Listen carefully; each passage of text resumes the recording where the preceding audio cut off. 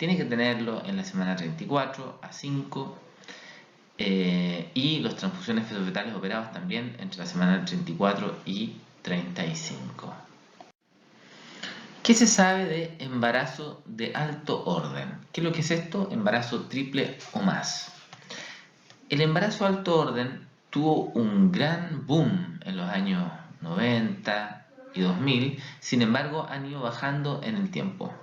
Sabemos que los gemelares han ido incrementando en tasas de 28% en distintos países, pero los embarazos triples o más, ¿cierto?, han tenido incrementos aún mayores, 190, 200%. Claro, son números más bajos, pero la tasa con la que aumentan es preocupante para los distintos servicios de salud, en especial las unidades de neonatología que tienen limitadas sus capacidades, evidentemente. Entonces ustedes pueden ver, durante los años 60, 70, 80, 90, el incremento de los embarazos triples ha sido considerable y afecta importante a los servicios de salud. Aquí tenemos una imagen ecográfica. Vean ustedes, aquí se observan 4 fetitos al mismo tiempo. Es un gemelar tetracorial.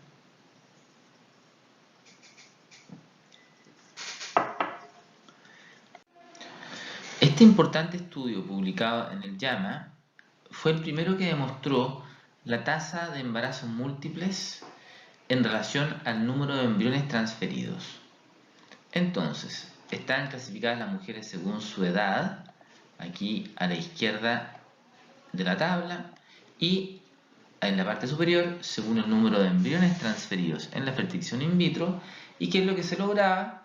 Que se aumentaba el porcentaje de embarazo múltiple en la medida que aumentaba el número de embriones transferidos, y esto ocurría en todas las edades maternas, o sea, mujeres que se hacían in vitro a edad joven, vean ustedes, aumentaban el número de embarazo múltiple hasta cercano al 50%, y en las de mayor edad de 11 a 24%, lo que significa que las complicaciones perinatales asociadas al embarazo, a la fertilización in vitro con transferencia de múltiples embriones, ha llegado internacionalmente a intentar cambiar la conducta, es decir, mantener el número de embriones transferidos a 1 o como máximo 2.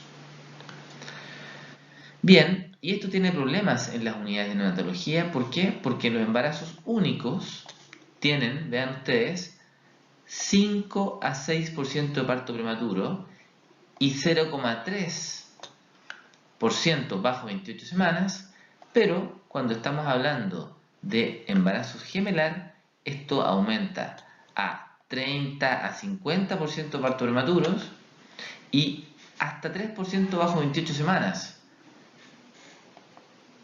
Y cuando hablamos de triples, esto aumenta a 10% bajo 28 semanas y 80%, 90% de parto prematuro. Es decir, el costo de los embarazos triples para las unidades de neonatología son realmente importantes.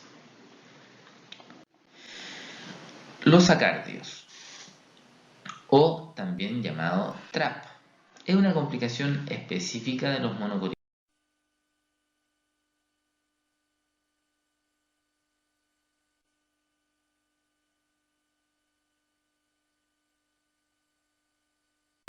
Comprometido. Ocurre en cerca de 1% de los monocoriales, por lo tanto 1 cada 35.000 embarazos. Se espera que en Chile haya cerca de 10 acardios al año. Sin embargo, por una falta de sistema de derivación adecuado, esto no ocurre. El fetoacardio tiene la particularidad de que, a pesar de que tiene flujo sanguíneo en su interior, no tiene actividad cardíaca, y eso ocurre porque su hermano, dentro de una placenta monocorial, es capaz de bombear parte de su circulación hacia él y provocar un flujo retrógrado. Por eso el acrónimo Twin Reversed Arterial Perfusion Sequence, TRAP, es sinónimo de fetoacardio. La fisiopatología es la siguiente: el feto bomba o dador, en este caso, en algún punto de su circulación tiene una rama arterial que ingresa en el cuerpo del feto TRAP, y como es una rama arterial, ingresa por las arterias umbilicales, ramas de la ilíaca interna, hacia el feto TRAP en forma retrógrada. El flujo pulsátil en el TRAP es hacia su cuerpo, y en cambio el flujo venoso es hacia la placenta. Es reverso a lo que ocurre acá, en el feto que tiene su propia actividad cardíaca. Esta sangre vuelve a la placenta y aquí es reoxigenada para ser utilizada por el feto bomba. El problema para el feto bomba es que va a hacer un trabajo cardíaco aumentado y a su vez va a estar expuesto a sangre desoxigenada doblemente en dos circunstancias, por su cuerpo y por su feto TRAP, lo que lo puede exponer a un riesgo aumentado de muerte. Aquí tenemos una representación, ¿no es cierto?, de un embarazo TRAP monocorial biamniótico, en que el TRAP está atrapado dentro de la membrana amniótica. El cordón se divide en este punto, tiene un trayecto por el saco del feto bomba y aquí, ¿no es cierto?, pasa por debajo de la membrana hacia él. No siempre el feto TRAP es menor que el feto bomba. Puede ocurrir que el acardio sea más grande porque el robo circulatorio sea mayor. Eso es variable de caso. La clasificación, según el desarrollo que puedan tener, tiene distintos nombres.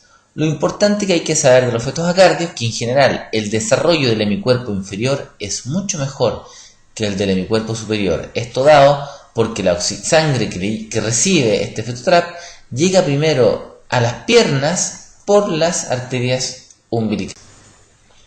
La mortalidad para el gemelo sano se ha reportado de 35 a 75% por un estudio del Dr. Tan y Sepúlveda, un chileno, por insuficiencia cardíaca e hidrops. Si la masa es grande, puede producirse parto prematuro y óbito fetal por uso de sangre desaturada, como mencionamos. La coagulación por láser tiene la dificultad de que solo es capaz de coagular la superficie del cordón y por lo tanto llega débilmente al lumen del cordón. La coagulación láser en general no es recomendable para fetos TRAP.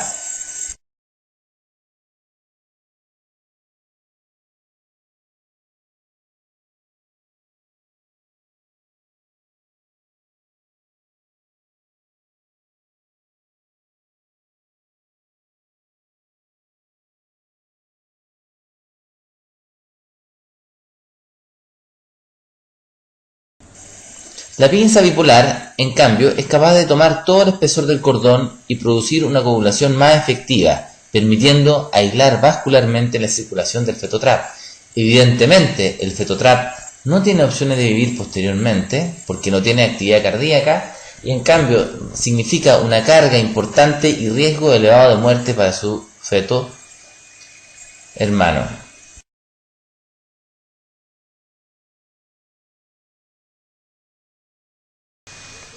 Bien, el diagnóstico del feto TRAP se realiza en la ecografía de primero o segundo trimestre. Debe haber certeza de ser monocorial, puede ser mono o biamniótico, y se caracteriza por una masa amorfa, desarrollo anormal de extremidades, mejor las inferiores, tiene columna, un flujo sanguíneo pulsátil reverso, ausencia de corazón que esté latiendo y presencia de movimientos espontáneos porque su cuerpo es capaz de tener musculatura.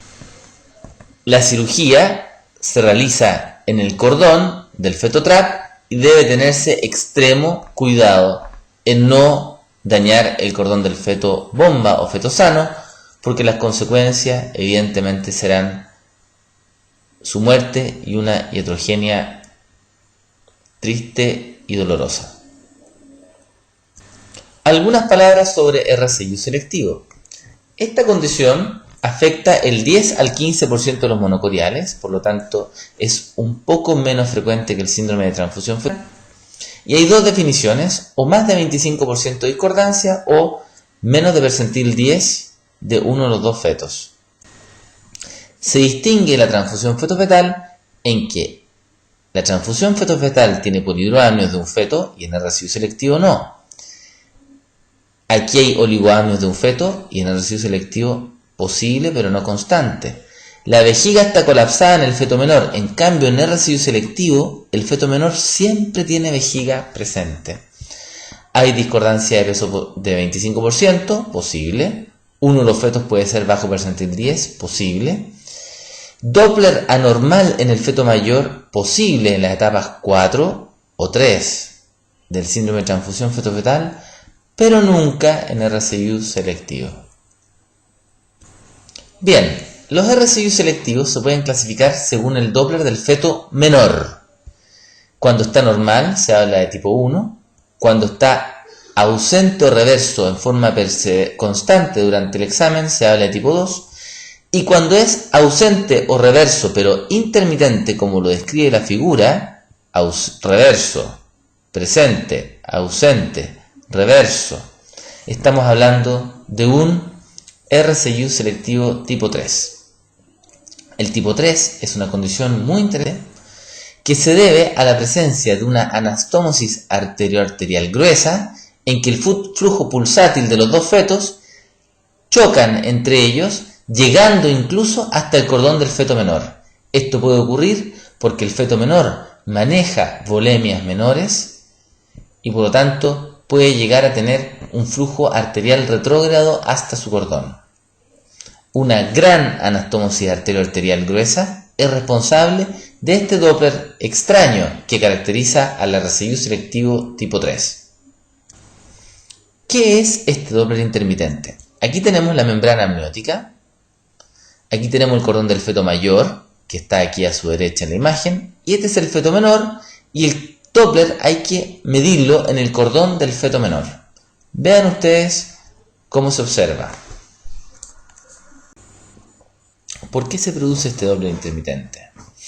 Porque en la placenta hay una anastomosis arterial que produce un flujo bidireccional, como lo refleja este dibujo que está aquí, este flujo. El flujo es bidireccional cuando los sístoles están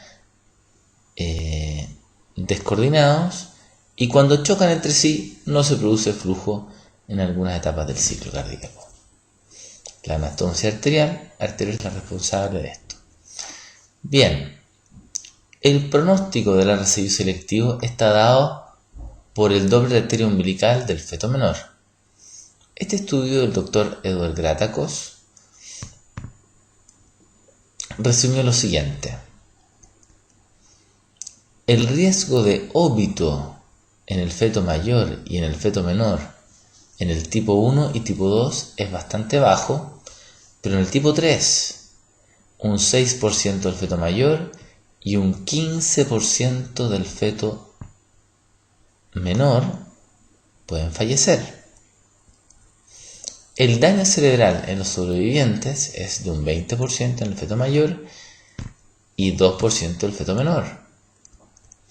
El ductus venoso anormal, es decir, progresión hacia un Doppler alterado que pueda predecir su muerte o deterioro en el 90% de los casos del tipo 2, pero solo en el 11% de los casos del tipo 3.